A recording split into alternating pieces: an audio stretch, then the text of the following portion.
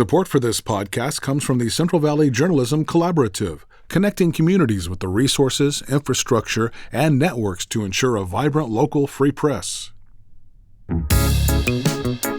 From KVPR in Fresno, this is Central Valley Daily. It's Tuesday, December 9th. I'm Elizabeth Arkalian. Coming up, as space becomes more and more commercialized, thousands are choosing to visit space after they've died. Or rather, their ashes do. I mean, you dream it, somebody will make it happen for you, right? More on so-called memorial space flights. That's coming up in just a few minutes. But first, today's headlines. And a note, this first story may be disturbing for some listeners. Authorities are investigating a house fire in Porterville that killed 5 people. KVPR's Crescencio Rodriguez Delgado reports 4 children are among the dead. The Porterville Fire Department says the fire broke out just before midnight on Sunday. It happened at a residence on the south side of the city. A TV news crew on scene showed images of a burned RV. Fire crews say they encountered heavy fire inside the home when they arrived. They managed to remove 5 people from inside, and 4 of them were children. Despite conducting life-saving measures, fire and paramedics say nobody survived. Authorities are notifying family before releasing any names. The cause of the fire remains under investigation. In a message posted to social media, the fire department said its thoughts and condolences are with those affected by the tragedy.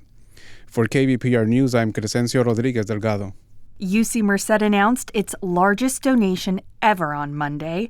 The university said it was given $38 million by the philanthropist Mackenzie Scott. She's also the former wife of billionaire Jeff Bezos. This is the second major gift that Scott has made to the UC Merced campus. University officials say it underscores the campus's growing national profile. The university plans to use the funding for student initiatives, faculty research, and capital projects. And the city of Merced is growing, and with a growing city comes a growing need for public services. Elizabeth Wilson, with our news partner, the Merced Focus, reports that city officials recently approved a brand new fire station. The fire station is expected to cost around $14 million. It will be located on M Street and M Circle in the Bellevue Ranch area, north of the city. This would be Merced's 6th fire station, and it will be in one of the fastest-growing parts of the city. Officials say they want to increase response times to new neighborhoods. The project still needs to go through the design phase before construction. But this isn't the only new fire station coming to Merced. The city also plans to build one near the UC Merced campus, which the city annexed last year. In Merced, I'm Elizabeth Wilson. The Supreme Court has declined to review a civil rights case involving a Bakersfield bakery and a same-sex couple. It leaves in place an appellate court's ruling that a business cannot refuse service to a customer based on their sexual orientation. In 2017, a Bakersfield bakery known as Tastries refused to sell a cake to 2 women who wanted to celebrate their same-sex wedding. The couple filed a civil rights complaint that made its way up the courts. Initially, a court ruled in favor of the bakery, but the state later successfully appealed in favor of the women. Oil drilling is expected to ramp up in Kern County starting in January. That's after a state bill cleared the way for local oil production to resume in the face of rising fuel prices. The Bakersfield Californian reports that a judge recently lifted an order limiting oil permits in light of the new law. The order was officially lifted last month, but officials were notified last week. The newspaper reports that environmental advocates are likely to continue challenging the oil permitting process. Support for Central Valley Daily comes from Fresno Mazda, part of the Prieto Automotive family, leading the industry in the IIHS 2025 Top Safety Pick Awards, helping move Mazda closer to the goal of eliminating traffic fatalities. More information and the Mazda digital showroom available at myfresnomazda.com. And now to our main story. When you hear the words space race, you might think back decades to the 20th century, when tensions between the U.S. and the Soviet Union flared, and the U.S. ultimately sent a man to the moon. But competitive space travel is still very much ongoing today, and it's becoming increasingly commercialized and privatized. Boeing and Elon Musk's company SpaceX have now both shuttled astronauts to and from the International Space Station. Earlier this year, Jeff Bezos' company Blue Origin sent an all-female crew to space. We now have a U.S. Space Force, and President Trump has proposed a Golden Dome missile defense system to protect the U.S. from space warfare. With all this talk of space exploration, you may be dying to go to space yourself. But would you consider going even after you died? Turns out there's a private company that can make that happen. Today, we are revisiting that idea with a previous Central Valley Daily conversation that explores why more and more people are choosing to launch cremated ashes into the cosmos. To start, KVPR's Kerry Klein reports on why and how this is possible. Wendy Yang always admired her older sister, Sai Vang. She was a person who really loved living the autonomy of life.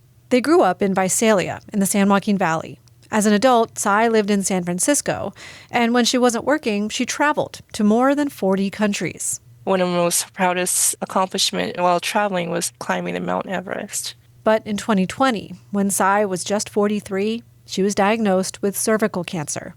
We found out in May, November she passed. But before she did, Wendy says Sai told her she wanted to be cremated and put Wendy in charge of dispersing the ashes. Wendy considered dropping them out of a plane or scattering them at sea, but then I was like, well, what about space? And that's how she came to be standing near Vandenberg Space Force Base on the Central Coast earlier this summer, as a rocket carrying her sister's ashes prepared to blast off. All systems go. A company called Celestis was in charge. It specializes in so-called memorial space flights.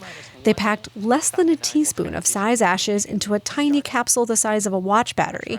Then that and 62 capsules with other people's remains were tucked into a satellite and placed in a rocket. T-minus 10, 9. And that launched into the sky as Wendy and other family members watched. 3, 2, 1, ignition. When the satellite reached orbit, Wendy finally felt relief. She found herself telling her sister, You can go. You can go. You can go now. This satellite will orbit the Earth for 3 to 5 years before it falls and burns up in the atmosphere. The company's least expensive spaceflight costs $3,500. That's less than half the median cost of a traditional funeral and viewing. Celestis president Colby Youngblood says that's the goal. To make space accessible for everyone. Even if that's after death. Which, ironically, is how the creator of the original Star Trek TV show, Gene Roddenberry, visited space. The final frontier. Celestis was the first to offer memorial spaceflights in 1997. Youngblood says they've sent up the remains of more than 2,000 people, and demand is increasing. Skyrocketing, literally, to use the pun. So is demand for cremation.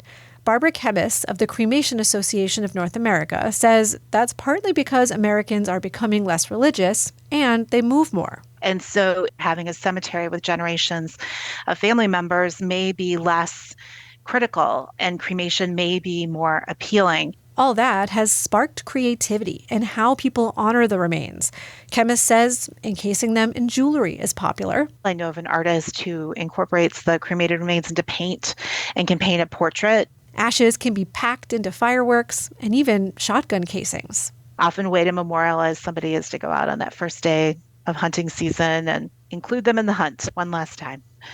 I mean, you dream it, somebody will make it happen for you, right? Wendy Yang's dream was for her sister Sai to keep on traveling, but she didn't realize Sai's spaceflight would change her worldview too. When it dawned on me that my sister is orbiting, it just kind of felt like there's someone up there that loves me, She says she'll never look at the sky the same again. For KVPR News, I'm Kerry Klein. That story was produced with the support of the California Newsroom. Kerry Klein now joins me at our KVPR studios to chat a little more about her story. Hi, Kerry. Hi, Liz. So is the sole purpose of this satellite that's been sent into orbit for these people's ashes? And does the rocket belong to Celestis? No, and I find this part really fascinating. It's kind of a window into, how commercialized space is becoming. So the rocket that carried these remains was actually owned by SpaceX, and that's the company owned by Elon Musk.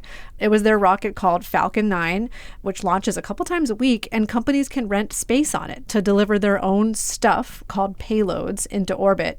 This was actually called a rideshare mission, and a few times a year, Celestis rents out space on this rideshare, as do lots of other companies. Interestingly, the satellite that's currently orbiting, which was carried by SpaceX, that satellite doesn't belong to Celestis either. It's called a CubeSat satellite. Its main purpose is a kind of research out there in orbit, and the little box with human remains is just along for the ride and is tucked inside this satellite.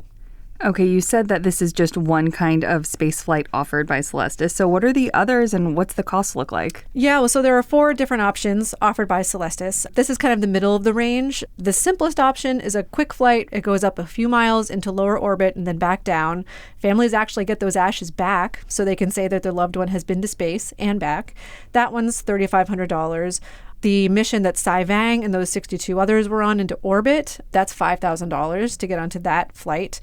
And then for $12,000, the company can deposit your remains on the moon. They have had one successful mission to the south pole of the moon, or they can also launch into deep space. You'll go 200 million miles and orbit the sun basically forever. And there are a small number of other companies out there offering similar flights at similar prices. That is just crazy. And it's pretty wild that Gene Roddenberry used this service. I understand he's not the only celebrity whose remains have gone to space. Yeah, isn't that interesting? So Celestis president Colby Youngblood told me that a number of Star Trek actors, too, have used this service. Also, sci-fi writer Arthur C. Clarke, who wrote 2001: A Space Odyssey, and there have been famous athletes, and the company has even sent hair samples from a bunch of former presidents, including JFK, George Washington, and Dwight D. Eisenhower, and all of those were donated by a private collector who somehow got these remains. Interestingly, back to Gene Roddenberry, the first Celestis flight in 1997 was not actually his first time in space. His ashes were also smuggled onto a NASA space shuttle in 1992 by an astronaut, and then they were returned to his family on Earth. So as space becomes more commercial, there are concerns that are kind of growing for space junk or overcrowding in the orbit. So what are companies like these doing to prevent that issue? Yeah, that's a really interesting question. I mean, the fact that these companies rent space with each other is something they tout as minimizing junk, as in, there's not a tiny little box in orbit for every one of these missions. They're tucked inside spacecraft that are already being used for other missions. But also, the Federal Aviation Administration has proposed some rules to limit the lifespans of satellites in orbit so that they don't stay out there forever. And from what I understand, those rules are not set in stone yet, but Celestis said they're going with companies that are preemptively following those rules. And that's why this latest mission will come back down in just a few years.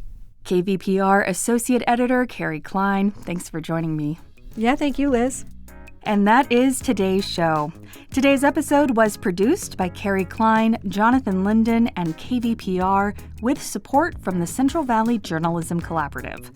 I'm Elizabeth Arkalian. You can find the latest local news anytime at kvpr.org.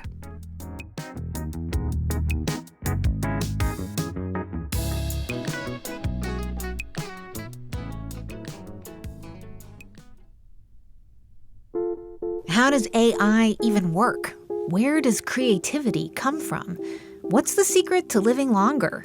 TED Radio Hour explores the biggest questions with some of the world's greatest thinkers. They will surprise, challenge, and even change you. Listen to NPR's TED Radio Hour wherever you get your podcasts.